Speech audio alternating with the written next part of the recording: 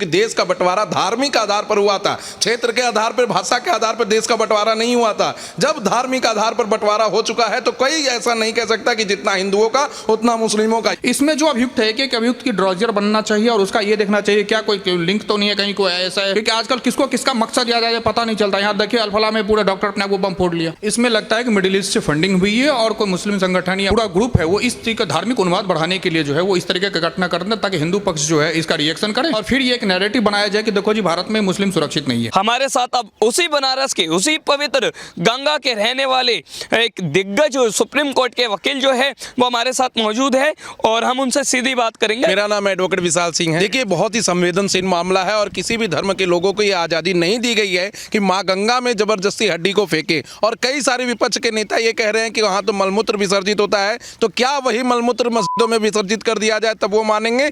दूसरी बात मैं कहूंगा कि जिस तरीके से लोग कहते हैं कि माँ गंगा पे किसी का अधिकार नहीं है, कोई भी जा सकता है, कोई भी ऐसा कृत्य कर सकता है, तो क्या मस्जिदों पर होली और दीपावली मनाने का अधिकार हिंदुओं को दे दिया जाए। ये बहुत ही निंदनीय घटना है। माइनॉरिटीज को ये समझना चाहिए कि अगर मेजॉरिटी शांत है, चुप है और अपने धर्म को लेकर आगे बढ़ना चाहता है और किसी को परेशान नहीं करना चाहते तो उसे बार बार उंगली ना करे। और इस तरीके से जबरदस्ती नवरात्रि के महीने शुरू होने से पहले करके और उसको वीडियो को वायरल करके दिखाना बहुत ही गलत है। और जिस मांझी भाई ने उनके खिलाफ एफआईआर किया उसके लिए जो वो लोग कमेंट का पास कर रहे हैं और आज इस तरीके से अधिवक्ता बंधुओं को उन लोगों ने खरी खोटी सुनाई और कहीं ना कहीं साफ तौर पर एक चुनौती दी कि अगर आप केस को आगे बढ़ाएंगे तो हम आपको छोड़ेंगे नहीं। तो उनको मैं साफ कर देना चाहता हूं कि पूरे देश के अधिवक्ता एक साथ खड़े होंगे और ऐसे जिहादी मानसिकता वालों को रासुका के अंदर, एनएसए के अंदर, यूएपीए के अंदर जेल भिजवाने का काम करेंगे। मैं अभी खुद इसमें एक पार्टी बन के केस फाइल करने वाला हूं कि कैसे इन्होंने ऐसा बयान इन कोर्ट, इन मीडिया और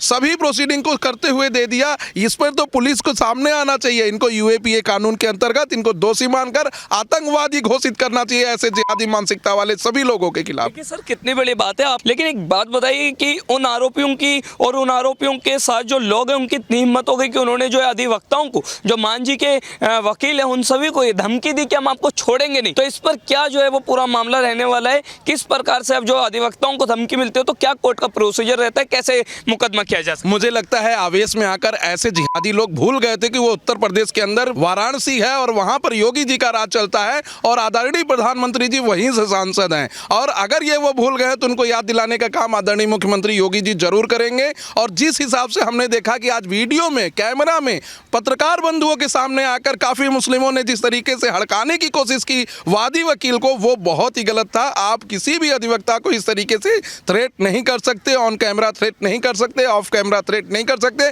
अगर किसी भी अधिवक्ता के साथ ऐसा हुआ तो आगे चलकर हम लोग हाई कोर्ट से और ऑनरेबल सुप्रीम कोर्ट से मांग करेंगे कि सुओ मोटो कॉग्निजेंस लेके सारे मुकदमे को यहीं मंगाएं और इन लोगों को कभी जमानत ना मिले। इन लोगों को आजीवन कारावास होना चाहिए, इससे कम की कोई सजा नहीं होनी चाहिए। और जो लोग, जो सांसद भी हैं, इमरान मसूद कह रहे हैं कि अरे ये तो बहुत ही छोटी बात है, अखिलेश यादव कह रहे हैं कि ऐसा नहीं है कि सिर्फ हिंदू धर्म ही गंगा जी में जाएगा, उनको मैं साफ करना चाहता हूं कि जाने आने, घूमने, ठहरने और सैर करने से कोई मना नहीं कर रहा है। लेकिन अगर कोई जानबूझ के हमारी धार्मिक आस्थाओं के साथ खिलवाड़ करेगा तो उसका जवाब देने के लिए कोर्ट के माध्यम से, ऑनरेबल सुप्रीम कोर्ट के माध्यम से हम लोग जाएंगे और ऐसे लोगों को जेल भिजवाने का काम करेंगे। अब देखिए हम अगर वो पूरी वीडियो देख पा रहे हैं तो उसमें जो अधिवक्ता जिन्हें धमकी दी गई कि आपको छोड़ेंगे नहीं, उन्होंने रासुका एक्ट लगाने की जो है बात की है। मैं आपसे जानना चाहूंगा कि ये रासुका एक्ट होता क्या है और किस प्रकार से आगे कार्रवाई होती है? देखिए ये राष्ट्रीय सुरक्षा अधिनियम होता है जिसमें लोगों को आतंकवादी भी घोषित किया जाता है, जिसमें लोगों को भगोड़ा भी घोषित किया जाता है और काफी लंबे समय के लिए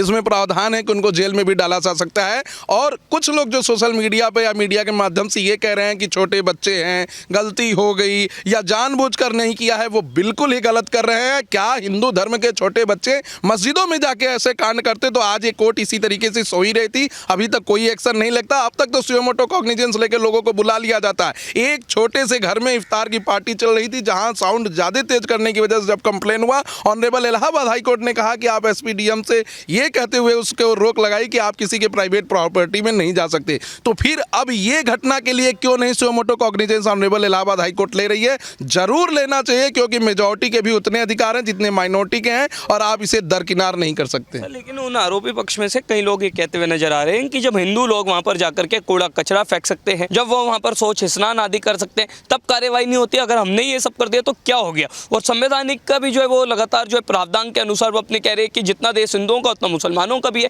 इतना बचाव करते हुए नजर देखिए, आपने बहुत ही सही सवाल पूछा है। सबसे पहले तो मैं बता दूं कि देश का बंटवारा धार्मिक आधार पर हुआ था, क्षेत्र के आधार पर, भाषा के आधार पर देश का बंटवारा नहीं हुआ था। जब धार्मिक आधार पर बंटवारा हो चुका है तो कोई ऐसा नहीं कह सकता कि जितना हिंदुओं का उतना मुस्लिमों का। ये तो महानता है डॉक्टर भीमराव अंबेडकर की, जो ऐसे संविधान को बनाए जिसमें सभी धर्मों को रहने के लिए इजाजत दी गई। अगर ये संविधान धर्म के साथ होता और हिंदू धर्म का ये देश होता तो आज मुसलमान यहाँ नहीं होते, वो पाकिस्तान में ही होते। दूसरी बात, इस देश के संविधान में जबरदस्ती सेकुलर वर्ड जुड़ा गया है। जब कई सारे संवैधानिक लोग बैठे हुए थे जिन्होंने आज़ादी दिलाने में पूरी संघर्ष की थी, उनको भी पता था कि सेकुलर नाम का कोई शब्द है, लेकिन उन्होंने संविधान के अंदर नहीं जोड़ा था। इसीलिए क्योंकि ये मेजॉरिटी का जो देश है उसको मानते हुए, वसुदैव कुटुंबकम को मानते हुए, सभी को एक मानते हुए ऐसा संविधान बनाया गया था। लेकिन आज जब जनसंख्या बढ़ गई, ये माइनॉरिटी नहीं है, माइनॉरिटी के राइट ले रहे हैं। उसके बाद अगर ये कहेंगे कि ये देश सबका है और हम इस तरीके से करेंगे तो वो गलत है। देश अगर मानना है तो आप वंदे मातरम भी बोलिए, भारत माता की जय भी बोलिए, देश के लिए सामने खड़े भी रहिए, तब तो आप कहेंगे नहीं हमारा धर्म हमें आज़ादी नहीं देता है। और जब आप कोर्ट में बंद होंगे, जेल में बंद होंगे, तब कहेंगे नहीं संविधान हमें आज़ादी देता है कि जितना आपका है उतना मेरा भी है, जितना अगर मेरा है उतना आपका भी है। तो आप बोलिए भारत माता की जय, बोलिए वंदे मातरम, लड़िए चल के जवानों की तरह साथ में। कभी आप नहीं कहेंगे पाकिस्तान मैच जीतेगा तो आप बम पटाखे फोड़ेंगे और हिंदुस्तान मैच जीतेगा तो आप कुछ नहीं बोलेंगे। लेकिन अभी मुक्तेश्वर आनंद के भी आप बयान सुनिए ना सर। अभी मुक्तेश्वर आनंद कह रहे हैं कि उसी गंगा के जल में, उसी काशी विश्वनाथ के तट है, क्योंकि आप वहाँ से आते हैं तो वो कह रहे हैं कि 16 नाले वहाँ पर जो उनका पानी जाता है गंगा जी में, तब कार्रवाई नहीं होती। अब गंगा जो है वो कोई आस्था का विषय नहीं बल्कि कमाने का साधन बन गया है, तब कोई कार्रवाई नहीं होती। तो आप उस पर क्या कहना चाहेंगे? मैं अभी मुक्तेश्वरानंद को शंकराचार्य नहीं मानता हूँ और ना ही उनकी कोई बात सुनने के लिए प्रतिबद्ध हूँ। अगर बात सुननी है आपके जनता दर्शकों को तो बात सुनिए बिस्मिल्लाह खां का, जो भारत रत्न हुए, जो बनारस के निवासी थे और जो अंतिम समय में भी चाहते थे कि माँ गंगा में स्नान करके मेरी जान निकले। और उन्हें गंगा जो है नदी नहीं लगती थी, वो उनकी माँ लगती थी। उनको वो पालते थे, पोसते थे, उनको साफ करने के लिए कई सारी क्रियाएं किए। तो ऐसे लोगों को मैं सुनना चाहता हूँ, ऐसे लोगों को मैं मानता हूँ। और ऐसे जिहादियों को तो मैं कभी नहीं मान सकता जो हमेशा देश के विरोध में खड़े रहेंगे और छोटी मोटी लाइमलाइट पाने के लिए कुछ भी करने को तैयार रहेंगे। सर, अखिलेश यादव जो सपा सांसद है, सपा प्रमुख है, वो कह रहे हैं कि ठीक है उन्होंने गलत किया, लेकिन पुलिस की हथेली गर्म कर दी जाती तो ये मामला यहाँ तक आता ही नहीं।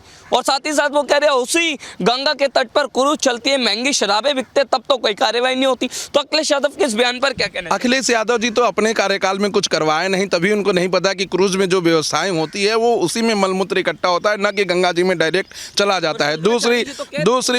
दूसरी बात मैं बताना चाहता हूं कि अखिलेश यादव के बारे में हमेशा हिंदू धर्म के खिलाफ रहे हैं। वो उस पार्टी का जाके प्रचार करेंगे जो नवरात्रि के समय दिखाते हैं कि हम मांस मछली खाते हैं। वो हमेशा बोलते हैं कि पीपल के पेड़ के नीचे 2 पत्थर रख दीजिए, वही हिंदू देवी देवता हो गए। उनका हमेशा से कहना रहता है कि हिंदू धर्म तो जो दिए जला सकते हैं, देश जला सकते हैं। उनके पार्टी के ही सांसद रामायण की प्रतिलिपि फाड़ते हैं, वो उनको निष्कासित नहीं करते हैं। तो ऐसे नेता के बयान को मैं बहुत ही हल्के में लेता हूं और मैं उन्हें नेता भी नहीं मानता हूं। अगर उनके पिता मुलायम यादव नहीं रहते तो किसी चौराहे पर भीख मांग रहे होते। अब मुलायम सिंह यादव की आपने बात की, लेकिन इसके बाद अगर अखिलेश यादव का एक बयान और जो आपने मैंने बताया, पुलिस की हथेली गर्म कर दे तो यहाँ तक नहीं आता। नहीं, इस पर इन सब बयान मैंने कह दिया कि अगर वो मुलायम सिंह के बेटे नहीं होते तो किसी चौराहे पे भीख मांग रहे होते। उनका खुद से कोई वजूद नहीं रहता और उन्हें किसी भी चीज़ की जानकारी नहीं है। ठीक है सर, मैं आपसे भी बात करना चाहूँगा, आपका क्या नाम है? सूरज कुमार झा।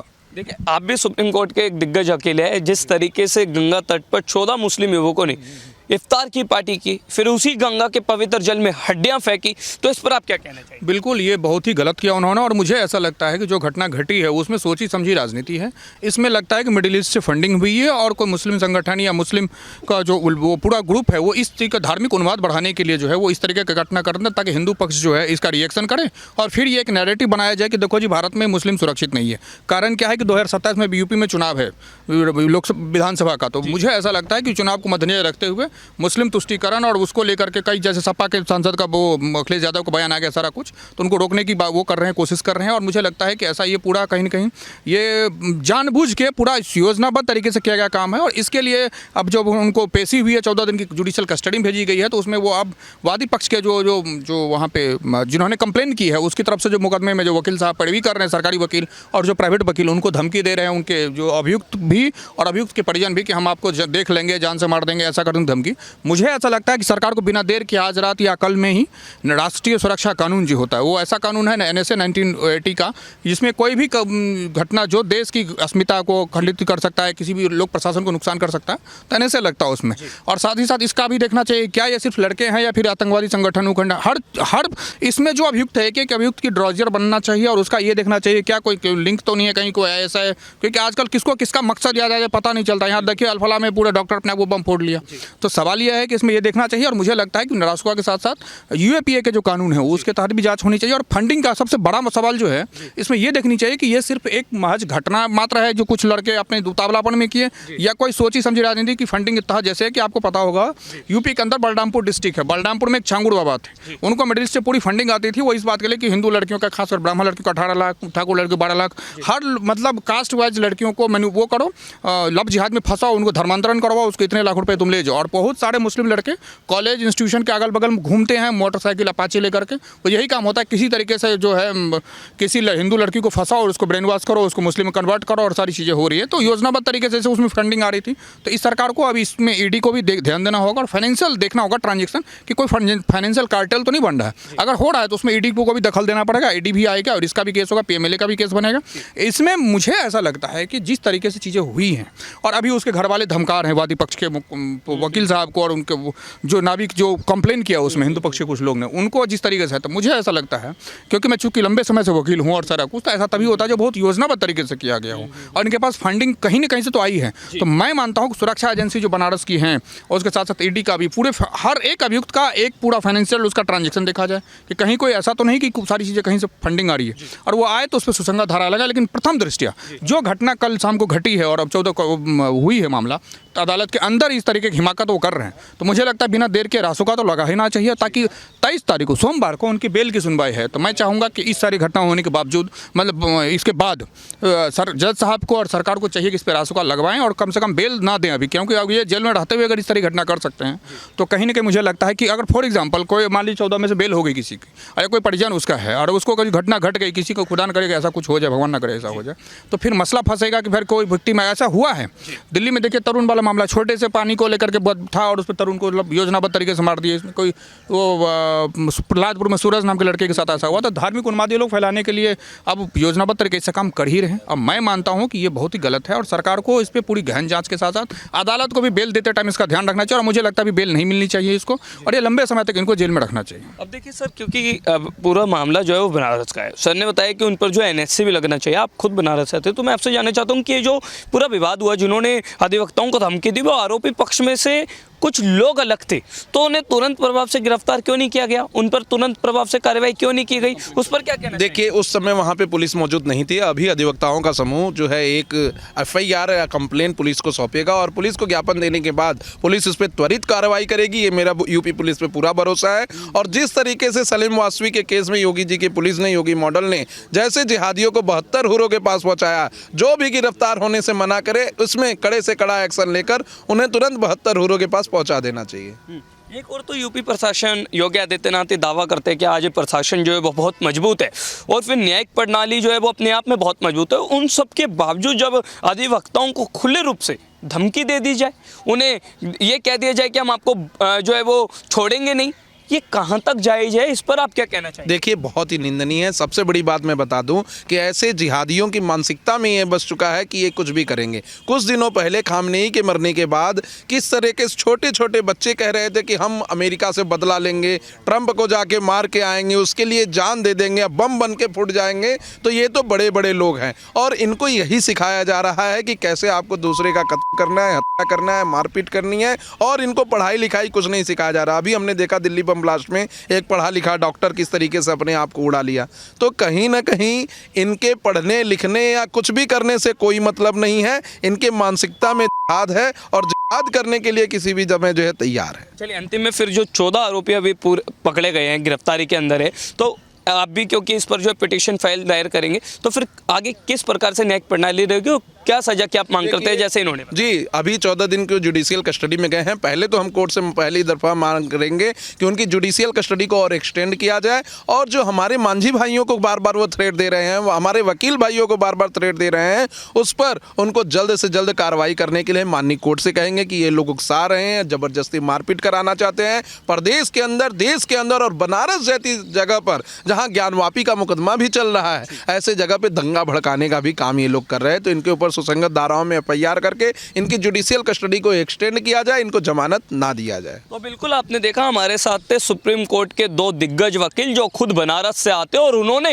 रौद्र विरोध किया है इसका। इन्होंने कहा है कि गंगा हमारे लिए मां समान है और गंगा का जल हमारे लिए पवित्र है। अगर उसमें कोई जानबूझकर गलत इरादे के साथ इफ्तार पार्टी करता है, हड्डियों को गंगा जल के पवित्र जल में फेंकता है, और जब कार्रवाई होती है उन्हें जुडिशियल कस्टडी में भेजा जाता है, तो उनके द्वारा जो है, उनके लोगों द्वारा जो है वो अधिवक्ताओं को धमकी दी जाती है। ये किसी भी प्रकार से एक्सेप्ट नहीं हो सकता।